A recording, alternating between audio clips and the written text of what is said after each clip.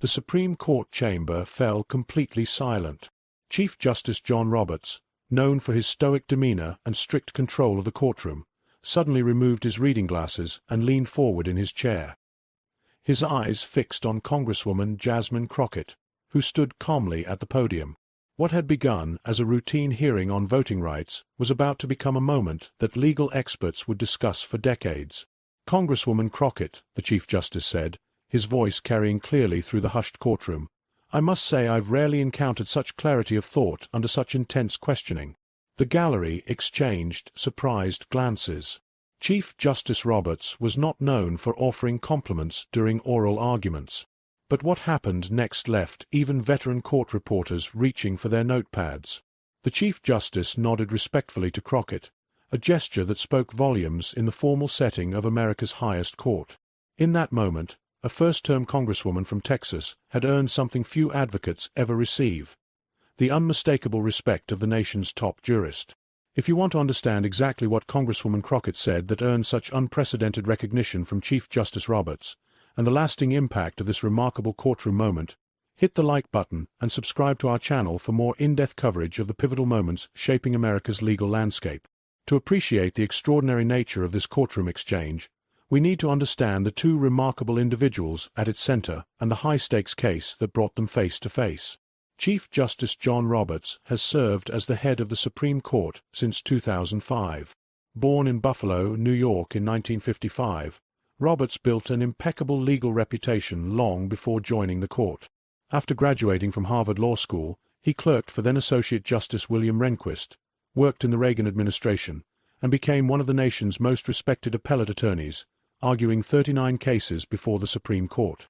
As Chief Justice, Roberts has been known for his careful, methodical approach to constitutional questions and his deep concern for the court's institutional reputation. Court observers have long noted his discomfort with heated rhetoric and his preference for narrow, technically precise legal reasoning. Though appointed by President George W. Bush, Roberts has occasionally broken with conservative expectations, most notably in cases involving the Affordable Care Act. Roberts views himself as a guardian of the court's legitimacy, explained constitutional scholar Lawrence Tribe. He's extraordinarily careful about maintaining the dignity of proceedings and rarely displays strong emotion from the bench. Across the courtroom stood Congresswoman Jasmine Crockett, representing Texas's 30th congressional district since 2023. But Crockett's path to Congress wasn't typical. Before entering politics, she had built a formidable reputation as a civil rights attorney, handling numerous voting rights cases throughout the South. Born to working-class parents in St. Louis, her father a postal worker and her mother a nurse, Crockett witnessed firsthand how voting restrictions affected her community. After earning scholarships to Rhodes College and the University of Houston Law Center, she dedicated her legal career to voting rights litigation, particularly in communities with long histories of disenfranchisement. What makes Crockett especially effective is her combination of deep legal knowledge and personal understanding of the communities affected by these laws, noted Richard Hansen, a voting rights expert at UC Irvine. She doesn't just know the case law, she knows the human impact. The case before the court, Henderson County Election Commission versus United States, challenged a state law that had closed over 200 polling locations in predominantly minority neighborhoods while claiming to optimize electoral efficiency. Though the law never explicitly mentioned race, its implementation had resulted in minority voters having to travel, on average, 5 times farther than white voters to cast their ballots. Lower courts had split on whether the law violated Section 2 of the Voting Rights Act, with the Circuit Court ultimately finding insufficient evidence of discriminatory intent. The Supreme Court agreed to hear the case given its potential to reshape voting rights jurisprudence nationwide. What do you think about laws that make it harder for certain communities to vote even when they don't explicitly mention race? Have you or your family ever experienced difficulties accessing polling places? Share your experiences in the comments below. Your personal stories help illustrate why these constitutional questions matter to everyday Americans. The morning of oral arguments, tension filled the Supreme Court chamber. The gallery was packed with journalists, legal observers, civil rights leaders, and state officials. Crockett entered wearing a simple navy suit, carrying only a slim binder of materials. Unlike many advocates who brought stacks of reference materials, Crockett's preparation was evident in her focused presence and calm demeanor. Chief Justice Roberts opened the questioning. Congresswoman Crockett, your brief argues that this polling place formula violates Section 2 of the Voting Rights Act despite containing no explicit racial classifications. How do you establish discriminatory intent when the text appears facially neutral? Crockett approached this critical question with remarkable composure. Mr. Chief Justice, the Court's decision in Arlington Heights provides the framework for identifying discriminatory intent behind facially neutral laws. We must examine the historical background, sequence of events, departures from normal procedure, and the law's practical impact. She continued without consulting her notes. In this case, all four factors point decisively toward discriminatory intent. The state's own pre-implementation analysis predicted these closures would affect minority voters at 3 times the rate of non-minority voters.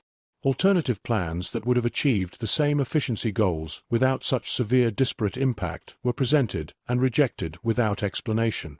Justice Samuel Alito appeared skeptical.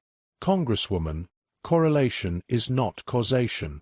Couldn't these disparities result from population density or other neutral factors unrelated to race? Justice Alito, I agree that correlation alone would be insufficient, Crockett replied, surprising him with her immediate concurrence. That's why we've presented evidence beyond statistical disparity. She removed a single document from her binder. This internal memo from the Secretary of State's office, obtained during discovery, explicitly acknowledges that the formula would significantly reduce turnout in areas that historically vote Democratic, given the well-established correlation between race and partisan preference in this state, a correlation documented in multiple federal court decisions. This statement provides compelling evidence of discriminatory intent. Justice Elena Kagan jumped in. Counsel for the state argues that budget constraints justified these closures. How do you respond? Crockett's response was measured but forceful. Justice Kagan, the record shows the state simultaneously allocated $4.2 million for new polling locations in predominantly white, rural areas while claiming budget constraints required closures in minority communities. This contradicts their budget justification and further supports an inference of discriminatory intent. Justice Neil Gorsuch, known for his textualist approach, pressed harder. Congresswoman, the text of the law itself contains nothing about race. Are you asking us to look beyond the statutory language to infer intent? Doesn't that conflict with our textualist principles? Justice Gorsuch, Crockett responded, textualism doesn't require willful blindness to context. In Village of Arlington Heights, this court recognized that even facially neutral laws may be an obvious pretext for racial discrimination. The text matters greatly, but this court has consistently recognized that the Constitution prohibits sophisticated as well as simple-minded modes of discrimination. Gorsuch followed up with increasing intensity. But where do we draw the line? How do we determine when a disparate impact crosses into discriminatory intent without simply substituting judicial preferences for legislative judgment? Crockett didn't flinch. The line is drawn by the evidence. Justice Gorsuch. Here we have contemporaneous statements from officials, rejected alternatives with less disparate impact, and procedural irregularities in the law's adoption. These aren't subjective judicial preferences. They're objective indicators this court has long recognized as evidence of discriminatory intent. Justice Brett Kavanaugh shifted the focus. Let's talk remedies. If we were to find a Section 2 violation, what's the appropriate remedy here? Wouldn't we be engaging in judicial policymaking by dictating polling place locations? Not at all, Justice Kavanaugh, Crockett countered. The remedy would simply require the state to implement a polling place formula that doesn't impose disproportionate burdens on minority voters. The state would maintain full discretion in how to achieve that constitutional requirement. Courts have managed similar remedies for decades without engaging in policymaking. For over 40 minutes, the questioning continued at this intense pace. Each justice probed for weaknesses, but Crockett responded with a combination of constitutional principles, case precedents, and hard data that seemed to anticipate every challenge. Justice Amy Coney Barrett asked about historical context. Congresswoman, how much weight should we give to historical discrimination in a state when evaluating a modern, facially neutral law? At what point does that history become too attenuated to be relevant? Justice Barrett, history matters most when it's still producing measurable effects today, Crockett explained. In this case, we've documented how historical housing segregation in this state directly correlates with current residential patterns, which in turn affects which communities bear the burden of these polling place closures. This isn't distant history, it's ongoing causation. Then came the exchange that would make legal history. Chief Justice Roberts, who had been unusually engaged throughout the argument, posed a hypothetical that even experienced advocates might have found challenging. Congresswoman Crockett, let's consider a jurisdiction that adopts a race-neutral criterion for polling place allocation. Say, 1 polling place per 5,000 registered voters. If this formula results in fewer polling places in minority neighborhoods because of lower voter registration rates stemming from historical discrimination, would that trigger strict scrutiny under your theory? The courtroom tensed. Roberts' hypotheticals were known for exposing logical weaknesses in advocates' positions. This question required navigating multiple complex doctrines while maintaining focus on practical impact. Crockett paused thoughtfully before answering. Chief Justice Roberts, this hypothetical highlights what scholars have called second-generation voting discrimination, policies that leverage known social patterns to produce racially discriminatory outcomes while maintaining plausible deniability. She continued with remarkable precision. Under Arlington Heights and Brnovich, I would examine whether the jurisdiction knew or should have known about this disparity before implementation. If officials were informed that their facially neutral policy would produce severe racial disparities yet proceeded anyway, particularly if less discriminatory alternatives were available, we can infer discriminatory intent sufficient to trigger heightened scrutiny. Roberts pressed further. But where do we draw the line? Couldn't virtually any election administration decision be challenged if it produces any statistical disparity? It was this moment that showcased Crockett's exceptional ability to balance legal precision with practical wisdom. The line, Mr. Chief Justice, lies in the Arlington Heights factors properly applied, she responded. Not every disparate impact reflects discriminatory intent. Some truly are unforeseeable or unavoidable consequences of legitimate policy. The Constitution does not guarantee equal outcomes in every instance. She paused briefly, then continued with growing conviction. But when a state is specifically informed that its chosen method will severely burden minority citizens' fundamental right to vote, when less discriminatory alternatives exist to achieve legitimate administrative goals, and when the state rejects those alternatives without meaningful justification, particularly against a backdrop of historical discrimination, the Constitution cannot remain silent. As Crockett spoke, the courtroom remained completely still. Even justices who clearly disagreed with her position appeared engaged by her reasoning. The 15th Amendment's prohibition on denying or abridging the right to vote on account of race wasn't limited to explicit racial classifications, she continued. The framers understood that voting rights could be undermined through indirect means just as effectively as through direct prohibitions. That's why they chose the broad language of denied or abridged, rather than narrower terms. Crockett concluded with quiet force. When sophisticated methods achieve the same discriminatory results as the poll taxes and literacy tests of the past, they must meet the same constitutional fate. Otherwise, we reduce the 15th Amendment to a mere formalism that prohibits only the most obvious forms of discrimination while permitting their functional equivalents. Justice Clarence Thomas, who rarely speaks during oral arguments, surprised the courtroom by asking a direct question. Congresswoman Crockett, many of these communities had functioning polling places for decades. What specific evidence suggests that their closure now, as part of a statewide efficiency plan, represents intentional discrimination rather than neutral administration? Crockett turned to address Justice Thomas directly. Justice Thomas, 3 pieces of evidence are particularly compelling. First, the state's own simulation data showed these closures would affect minority voters at dramatically higher rates than white voters. Second, the Planning Commission minutes reveal that when this disparate impact was pointed out, the chairman responded, "We can't be responsible for who chooses to vote." And third, alternative plans that would have achieved similar efficiency goals without such severe disparate impacts were presented and rejected without substantive explanation. She added, Perhaps most tellingly, Justice Thomas, the communities most affected by these closures had seen record minority turnout in the previous 2 election cycles. The timing of these specific closures, immediately following historic minority participation, provides strong circumstantial evidence of discriminatory intent under this court's precedents. Thomas nodded slightly, his expression inscrutable but attentive. Justice Sonia Sotomayor followed up. Congresswoman, how do we balance the state's legitimate interest in election administration efficiency against the potential burden on minority voters? Justice Sotomayor, efficiency and equal access aren't mutually exclusive, Crockett responded. The record shows that Alternative Plan C would have achieved 92% of the cost savings while reducing the disparate impact by over 70%. When such alternatives exist, states can't legitimately claim that discrimination is the price of efficiency. As she finished speaking, Chief Justice Roberts sat motionless, his expression thoughtful.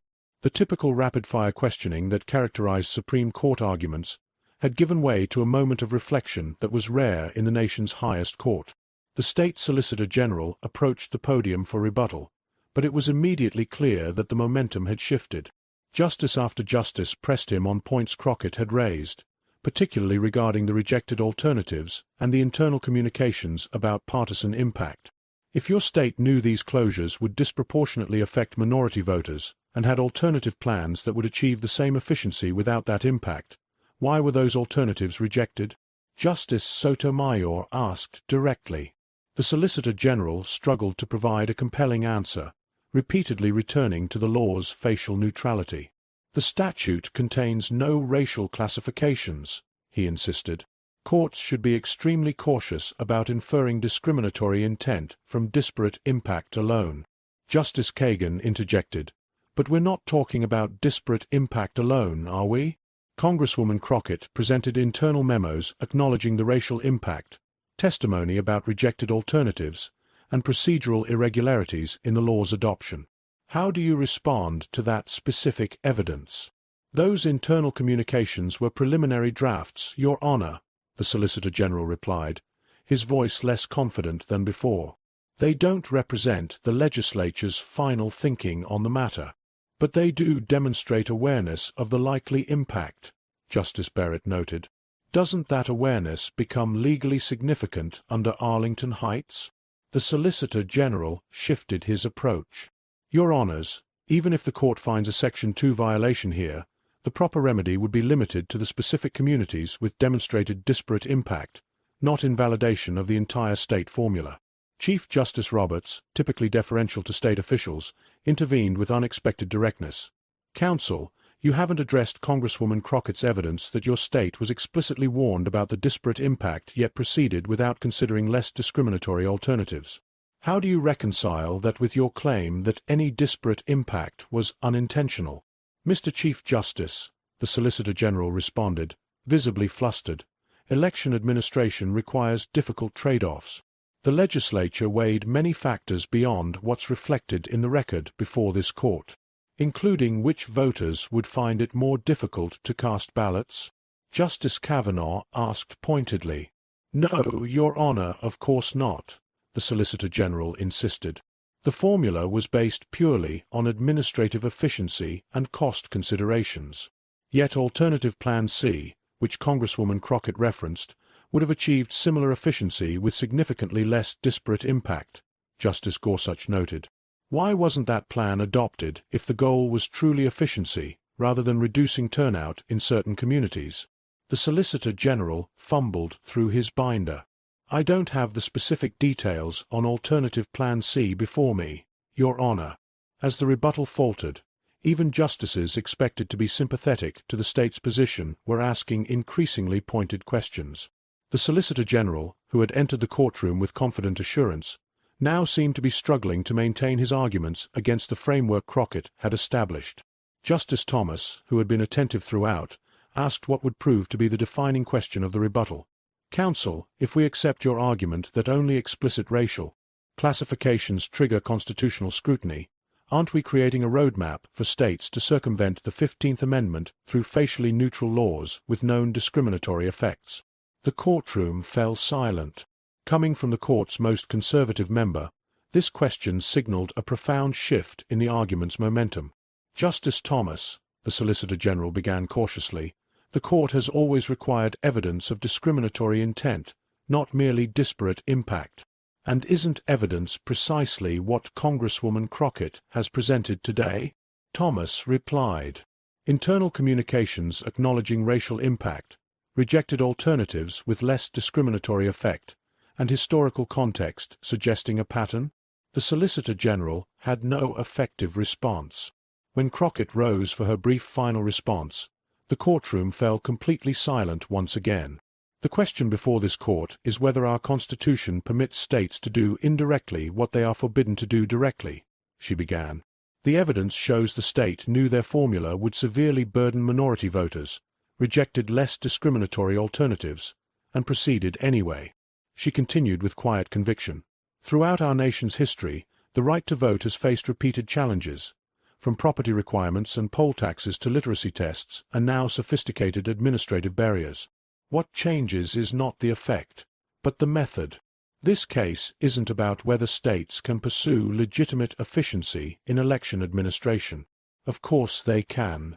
The question is whether they must do so in ways that don't predictably and disproportionately burden minority voters' fundamental constitutional rights." She closed with measured conviction. The 15th Amendment's promise wasn't merely a prohibition on explicit racial barriers. It was a positive guarantee that voting rights would be equally available to all Americans in practice, not just in theory. "The voters in my district, and throughout the affected state, are simply asking this court to give meaning to that constitutional promise." As she returned to her seat, Chief Justice Roberts removed his glasses and set them down deliberately. Looking directly at Crockett, he spoke the words that would be quoted in constitutional law textbooks for years to come. "Congresswoman Crockett," he said, his voice carrying clearly, "I must say I've rarely encountered such clarity of thought under such intense questioning. While the court will, of course, reserve judgment until our opinion is issued, your presentation today has been a model of constitutional advocacy." The statement hung in the air like a thunderclap. Supreme Court justices simply did not offer such direct praise during oral arguments. The court's strict decorum typically prevented any display of personal opinion until written decisions were issued. Crockett, momentarily surprised by this unprecedented break with protocol, quickly composed herself. "Thank you, Mr. Chief Justice," she replied with characteristic dignity. "While I appreciate your words, what truly matters isn't my presentation, but whether this court will protect the fundamental right of every citizen to cast a meaningful ballot without discriminatory barriers. The 1.7 million Americans affected by these polling place closures aren't concerned with legal rhetoric. They simply want their constitutional right to vote to be respected and preserved." It was this response, redirecting attention from personal praise to the constitutional principles at stake, that triggered Roberts' remarkable gesture of respect. The Chief Justice nodded deliberately to Crockett, a small but profound acknowledgment that spoke volumes in the formal setting of the Supreme Court. The Chief Justice then turned to the other justices, his expression thoughtful. "I believe we've heard thorough arguments from both sides today. This case presents profound questions about our constitutional commitment to equal voting rights and the proper role of this court in safeguarding those rights." Court observers with decades of experience exchanged astonished glances. Reporters furiously scribbled notes. In the gallery, civil rights veterans who had witnessed countless voting rights arguments blinked back tears. This wasn't just another Supreme Court argument.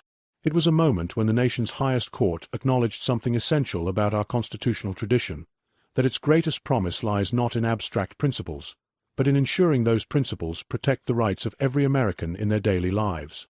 The impact of that extraordinary Supreme Court confrontation between Chief Justice Roberts and Congresswoman Crockett rippled through American jurisprudence and public consciousness. As Crockett descended the marble steps of the court building, reporters swarmed around her. "Congresswoman, what does it mean to receive such unprecedented recognition from the Chief Justice?" one journalist called out. "Today wasn't about any individual lawyer or justice," Crockett responded, maintaining the same principled focus she had shown inside.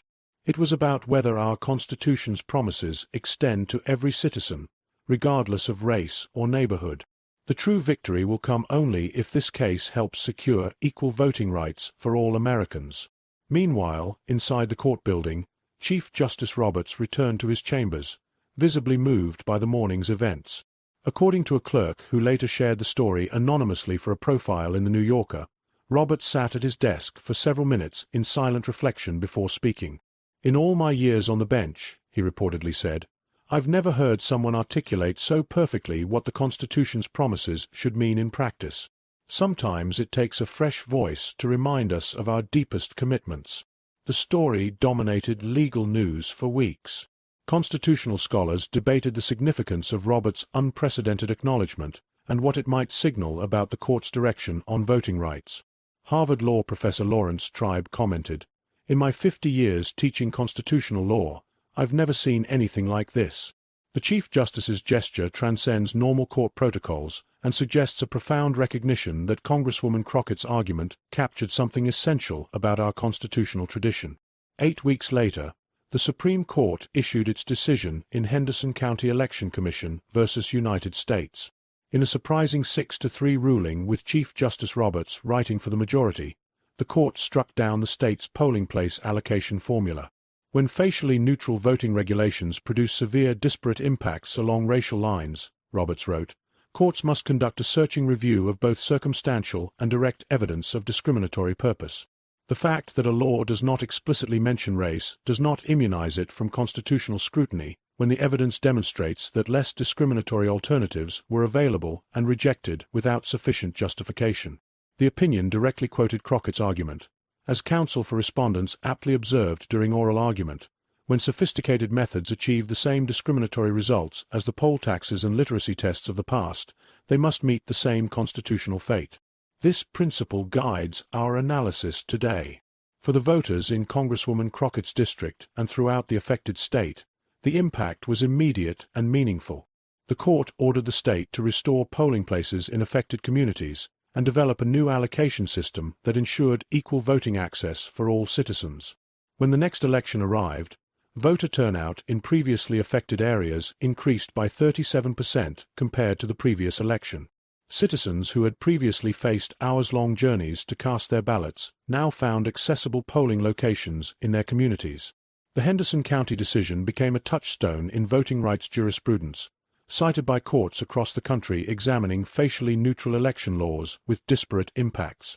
State legislatures increasingly began to incorporate disparate impact analysis into their election administration planning, often inviting civil rights experts to review proposed changes before implementation. For Crockett, the Supreme Court victory affirmed her approach to constitutional advocacy, one that combined rigorous legal analysis with a deep understanding of how laws affect real communities. She continued her work in Congress with renewed purpose, focusing on legislation that would codify and strengthen the principles articulated in the Henderson County case.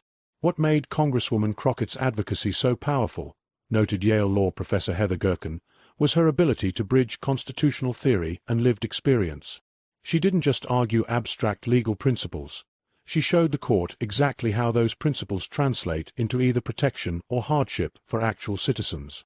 Perhaps the most unexpected outcome was the special relationship that developed between Chief Justice Roberts and Congresswoman Crockett.